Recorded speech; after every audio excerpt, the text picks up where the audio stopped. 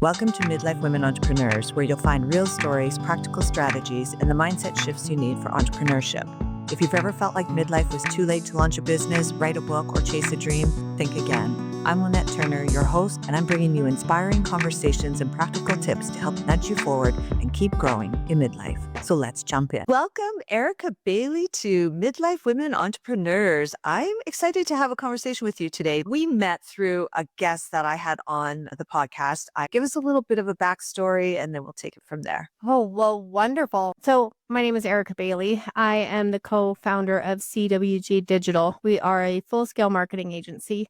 And we actually started, 2007, 2008, when the market collapsed. But there's kind of a pre-story to that. I had graduated college at ASU, go Sun Devils, and I started working for a estate planning firm, a law firm. And I had been there for 5 years, just had a baby, and I wanted to grow. I wanted to kind of move up in the realm of the firm, become a paralegal, just kind of advance my career. And at that time, I was told that I could not get the advancement because I was the mother of a young family and needed to be spending my time at home.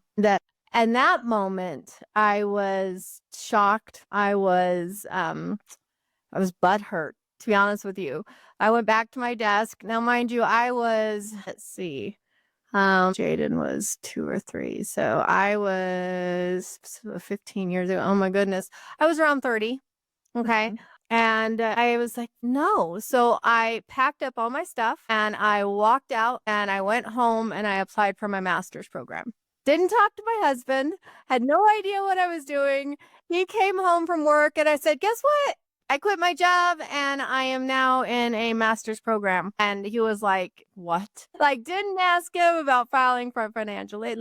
Didn't even have the conversation. I just made the decision that that's what I was going to do. It was a 18-month program. I was done in, I think, 13 months. I got my master's in business with an emphasis on organizational behavior. My focus was really on wellness programs in the workplace and how you can healthy people make healthy organizations. That's what my thesis was.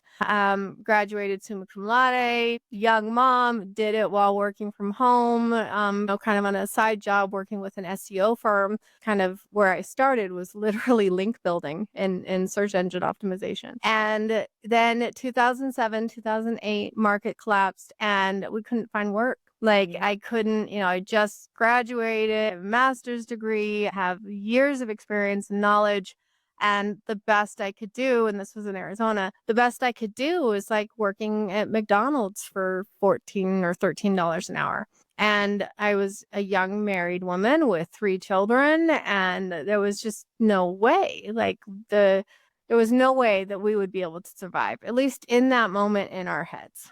Right. So we just said, you know what? Fine. We are going to start our own marketing agency because I've been doing this for this long. I now have a master's degree. He's been doing copywriting and, he's kind of self-taught, beautiful. He does amazing design and branding work. And we're just going to do it. So we started a company. And here we are almost 16, 17 years later. And it has been a wild ride. One thing I learned in the process, and we kind of talked about this a little bit, is my boss was right. I needed to be home with my family, but in a different capacity. So although in the moment it broke my heart and it stung, it was exactly what I needed. I needed to live my why, right? And my why was I wanted to be able to be a rock star mom and go to every football game and every practice and every doctor's appointment. I wanted to build my life by design, not by default. And so I love it. I took that, it took me years actually to realize that that moment was more of a blessing than it was anything else. It pushed me to, I think, become the woman that I am today. And so we've been doing this for a very long time. We're actually about to start over, rebrand. I'm really excited about this. Okay. we're about, we're going to offer most the same services. I'm going to kind of go back to my roots of organizational behavior, structuring businesses, making sure that you are on the right path, have your strat plans, marketing plans, kind of do a little bit more of that of the business consulting side as well as the marketing. But I've learned a lot in the past just few years, honestly. And starting my podcast, which is Innovative Entrepreneurs, I've been meeting some amazing people who are business owners, entrepreneurs, and learning from them even today how I can grow and advance and really become the business owner, the mompreneur Yeah. that I really want to be. Even though it's been, 16, 17 years, if I'm doing my math right, sometimes you just have to kind of.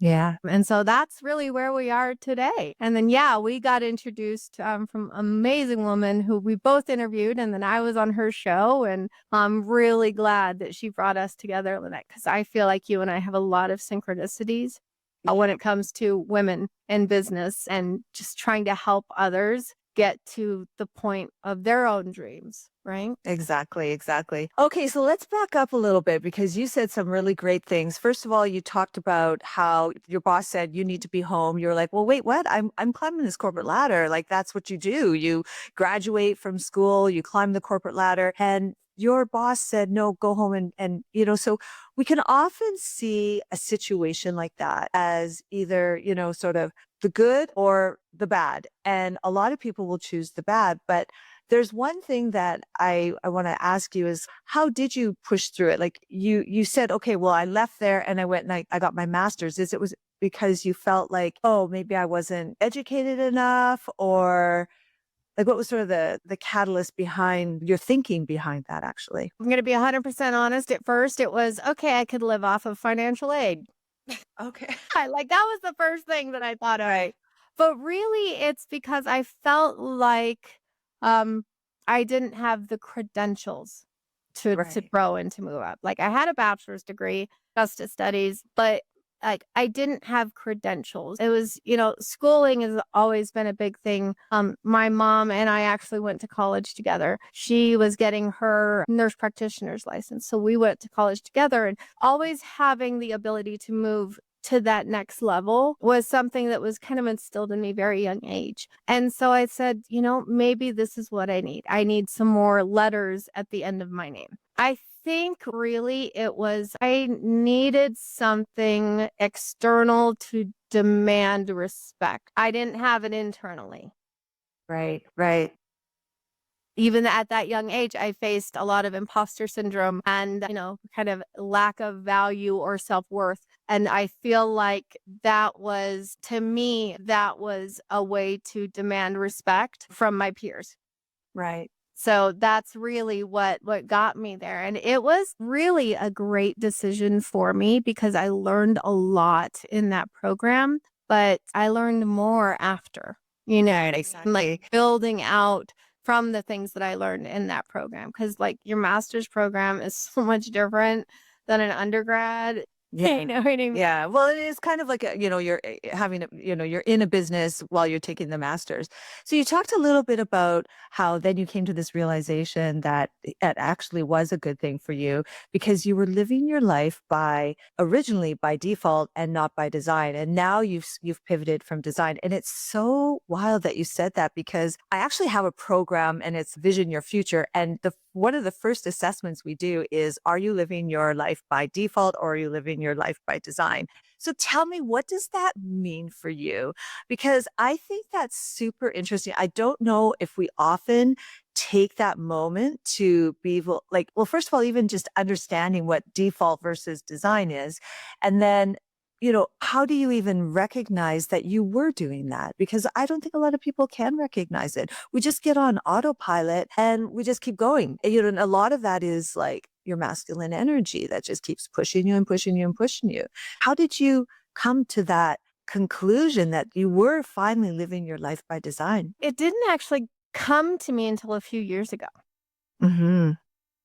In the moment, I was surviving. In the moment, I was living my why in terms of my kids. So my why, and we I talk about this all the time, and I know you do too. My why was I wanted to be there for my kids. And so being able to be at every doctor's appointment or every football game or whatever without having to ask permission, I was living my why. However, it was still by default because I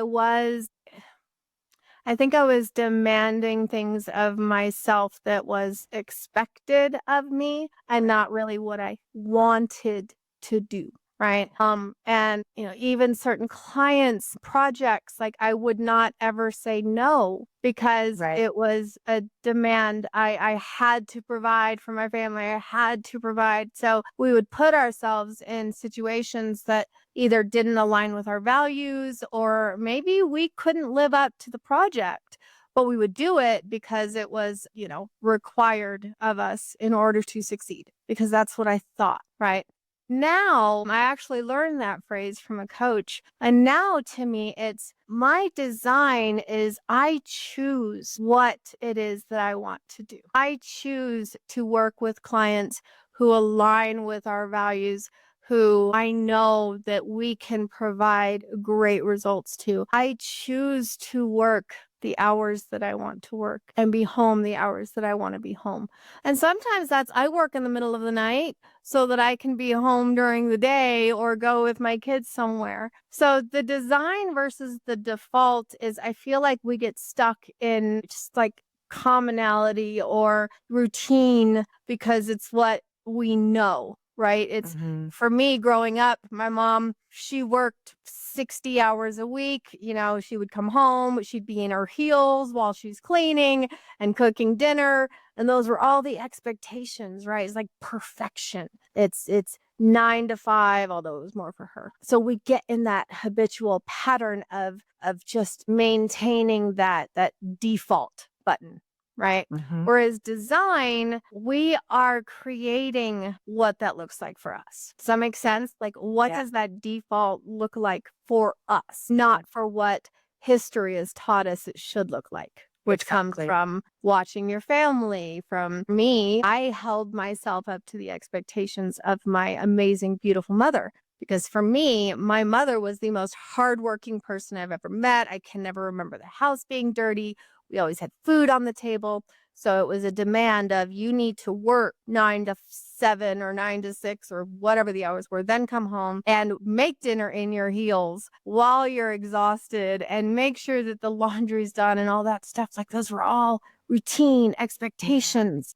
And I think it's like a stereotypical life too, right? I mean, I think even now our kids aren't going to live like that total stereotypical life because we have recognized that that stereotypical life is probably not what we want them to do. And so we've tried to, show them something different, probably a little bit later in life. But I know my kids will definitely lead a non-stereotypical life because they see me now living a very non-stereotypical life, just like you. I was hustling. I was a single mom though for majority of my kids' lives. For 20 years, I raised them financially, physically, everything. I know it's like give yourself a pat.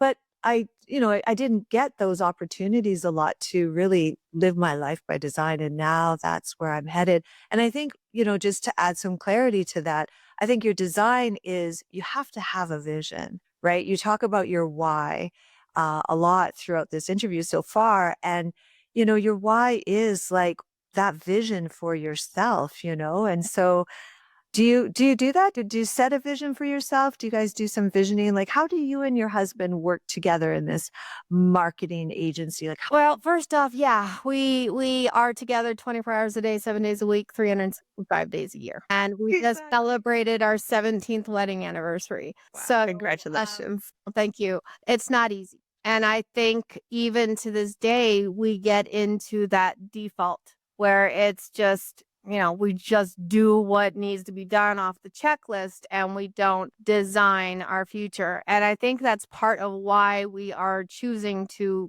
rebrand.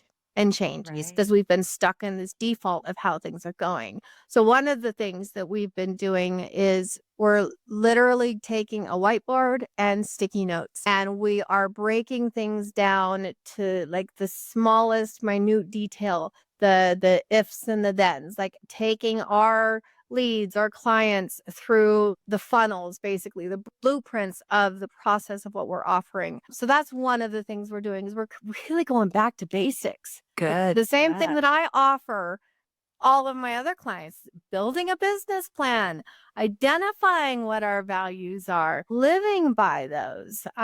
Because you don't really like if when you're an entrepreneur, it's you and your spouse. It's like being married for 17 years. Sometimes you forget about the little pieces that make things really big, like the dates, right? Like my husband and I haven't been on a date in 2 years, but we went finally for our anniversary and it reminded us of like that spark. You know what I mean? Like what is Yeah. special Good. about us? So I think in business for us, moving forward again, kind of starting fresh is remembering what that spark is and building off of that, identifying that and not allowing the mundane routine to define us rather than creating our own definition of what that looks like. So really it's just finding that spark again and Yeah. building off of that. That's where we're headed at least. I think, as two women entrepreneurs, I think, when I hear you, I think anybody that's listening to this right now that is either thinking of a business or has their business, that refresh is, I think, essential. And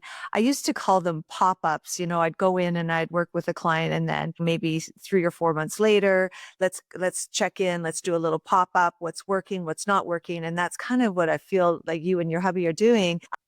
And so like and I think that's good. And I think that's a good reminder for anybody that, you can keep humming along, but taking a step back and asking yourself, are we just kind of on a default mode here? Or are we actually really designing this business in a way that is going to, take us to that next level? Of course, if you want to go to that next level or to stay fresh and to stay relevant, there's so many reasons to do sort of this exercise of the whiteboard, the sticky notes, let's break it down, what's working, what's not kind of working. So, And we do it for our clients. So that's yeah. So why would I know it's the right. shoemaker and the shoes, Clients, right? So why Yeah, are we not doing this for ourselves? And exactly. that's where that routine, that being stuck, it's like almost like Groundhog Day, right? We do this for our clients, but we don't do it for ourselves. It's as simple as for like Yeah. us, for me, social media. Like we do social media, like we tell stories for all of our clients. I haven't posted anything on my own social media for months because I'm not paying attention to my business growth. I'm so Right. focused on that of my clients. But the fact is if I don't start paying attention to that again, I'm not going to have a business Yeah. because I'm not treating my business the same as I do for my clients. And so Exactly. remembering that, like, right? Like just saying, man, I'm messing up here. Like I'm doing something wrong here. I need to fix it. And realizing that and being okay with making mistakes, but failing forward. You know what I mean? Like Yeah, like that. picking yourself up and be like, okay, I haven't done my own business plan or redone a business plan in 10 years for myself. But every single client I go to, I'm like, do you have a business plan? Do you have a strat plan? Do you have a marketing plan? Do you have a financial plan? So you take your framework with you everywhere you go, except for within yourselves. And I think we're For all my sort of own. guilty. So it's like, Exactly. you know what? It's time I start, practicing what I preach. Yeah, no, it's good. I love it. I love it. Well, I'm excited to see what the reinvention is going to be all about. So, Erica, you also talked a little bit about imposter syndrome and, the ego, which I refer to as a gremlin. And we all have that, right? We have that inner critic that is always trying to keep us safe. That's how I've sort of summarized it up. So it will tell you things to keep you safe, to stop you from going ahead and doing something. So tell me, when has that sort of shown up for you and how have you dealt with it? Okay. So I think we first, and I talk about this all the time on my podcast, but I think first we need to touch on the fact that 72% of entrepreneurs actually experience mental health challenges. And of that, 84% of entrepreneurs actually experience this imposter syndrome. Basically, it's a deeply impacting, it impacts your self-confidence or productivity. It's basically what they call a psychological pattern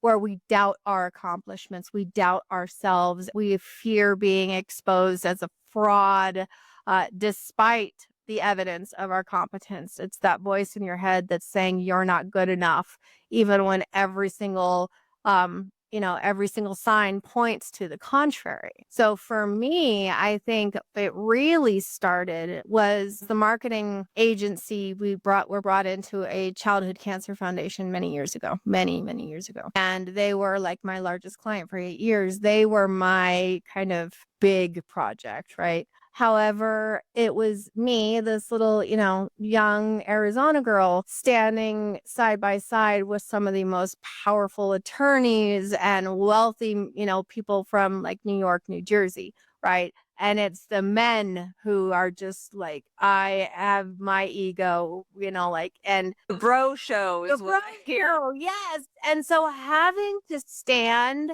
for myself and for my ideas and for my opinions in that scenario taught me to have that faith, right? To believe that I can, because otherwise nobody would listen to me, right? First off, it's all virtual. I'm this young girl. I'm, over here. What do I know? Versus the millionaires and the guys who have dinners with people who have private jets, right? Like, who am I compared to them? So I had to learn who I was compared to them. However, this never goes away or never went away from me, the imposter syndrome. I didn't know what it was, but there were multiple times that I would meet with leads or, potential clients, and I would immediately be like, I don't know how to answer that. Or, oh my goodness, there's no way that I'm going to be able to do this. Or I just like when it comes to doing my quote, it's like, oh, I need to quote this really down because, oh, I need to chase the money, or I don't have the value to quote what I'm worth.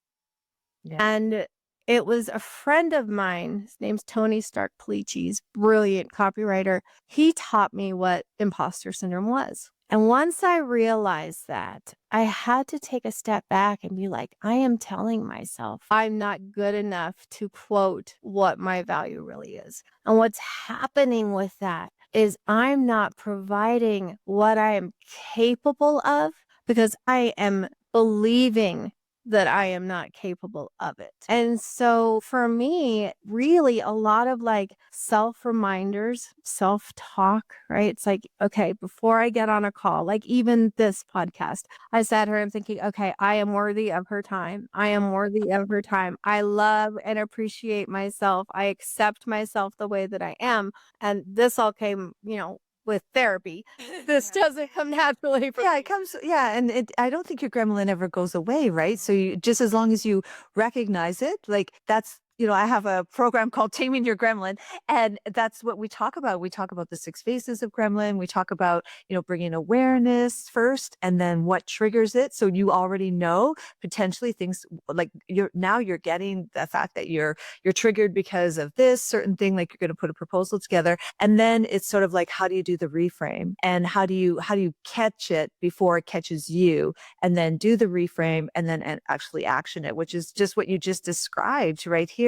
But you said something really interesting. 2 things. One, your friend Tony said he really taught you what imposter syndrome was. So if you could summarize that up in like one sentence, that would be awesome. But then the second thing you said was the fact that because you had imposter syndrome on the quote, you therefore quoted less than you probably should have, and therefore you delivered less than you should have. I have never heard that. I want to dig deeper into that. Let's dig so I think that's a really very insightful. I love it. I love that you caught that because I bet you we all have done that, but didn't really realize that we did that. So that's how it actually started.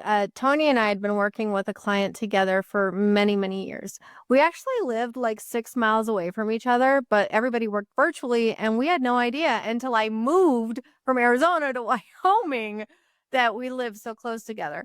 But I was talking with him about, what do I quote for this project? And he looks at me, he goes, well, what is it worth to them? And I'm thinking, Okay. what is it worth to them? I don't know. I don't know my own worth, my own value.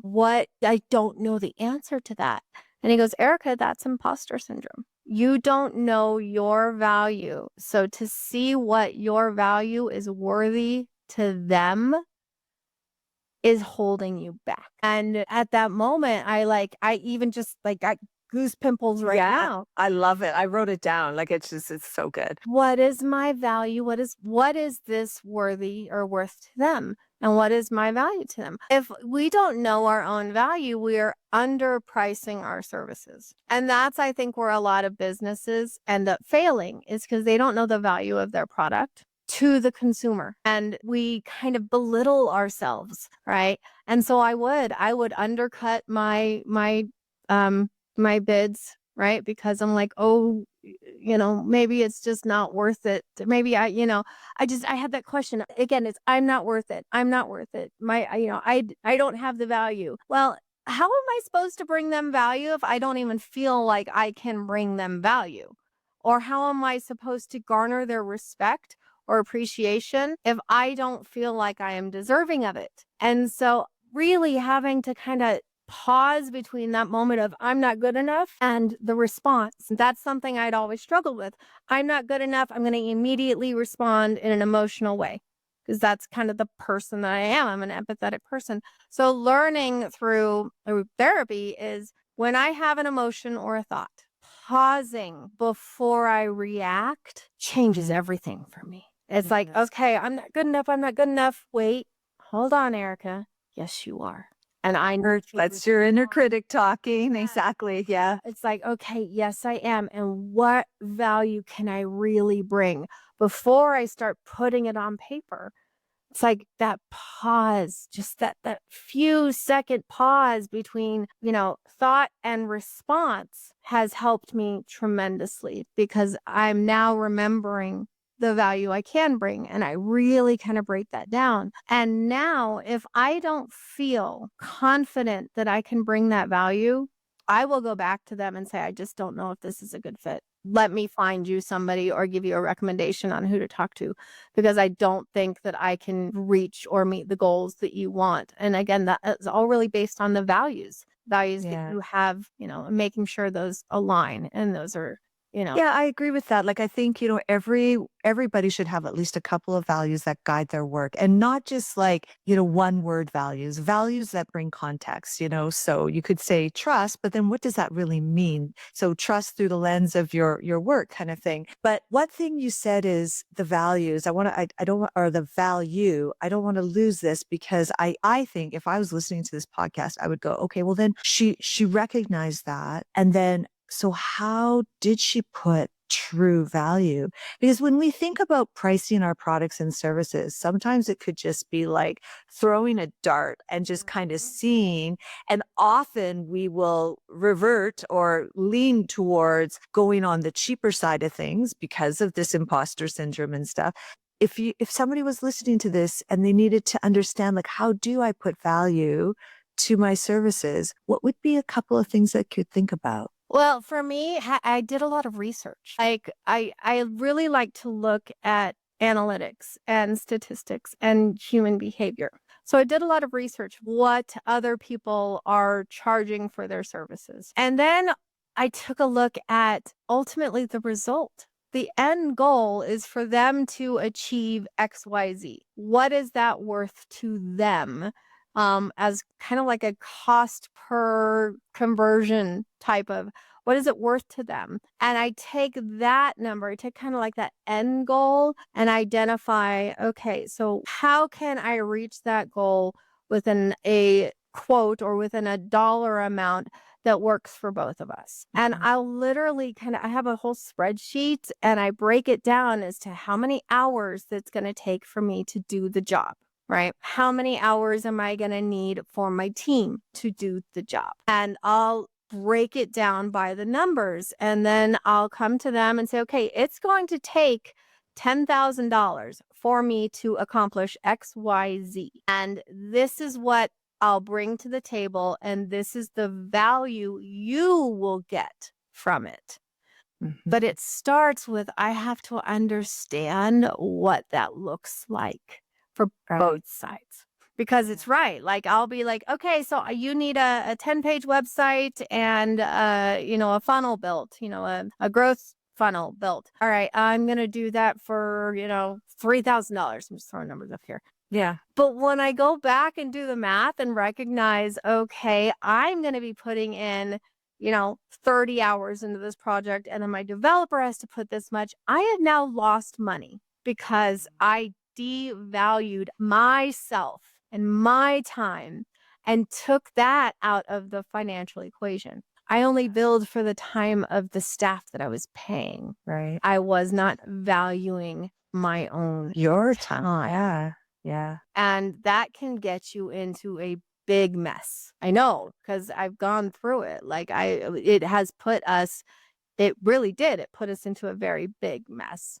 And you just have to kind of find a way to find that value again and put a number to it for both you and for our clients. For me, I know if you pay me $10,000, I can deliver $40,000. You know what I mean? Or whatever ROI, I it guess. looks like, right? Yeah. Okay. But I have to see it on paper for me. Yeah. I have that's to see really that good. number Yeah. on paper for me. I have to do the math. I have to do the analytics. That helps me see my value in terms of a dollar. But still, no matter what, you have to have faith in your value as being able to deliver on that dollar.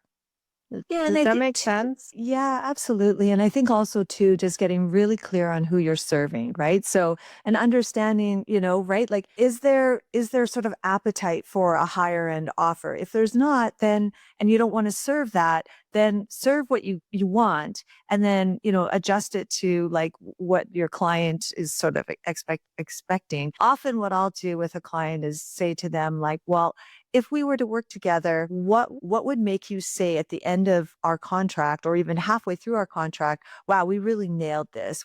I'm so glad we brought Lynette in. And then they give you the sort of the outcomes that they're expecting. And then the next thing I ask them is like, well, what are the current realities that would prevent us from getting there?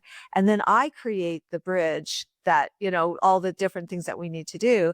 And I think when you present it to them that way, and then adding your price point to it, I think it makes a lot more sense for them because they're the ones that said, this is what I expect at the end of our contract, the ROI that I'm expecting. And so you can kind of map it that way. So yeah, no, that's really good. So, okay. So what's next then? We've got CWG digital marketing rebrand. Where do you think you're headed? Where do I think I am headed? I am going into the best time of my life.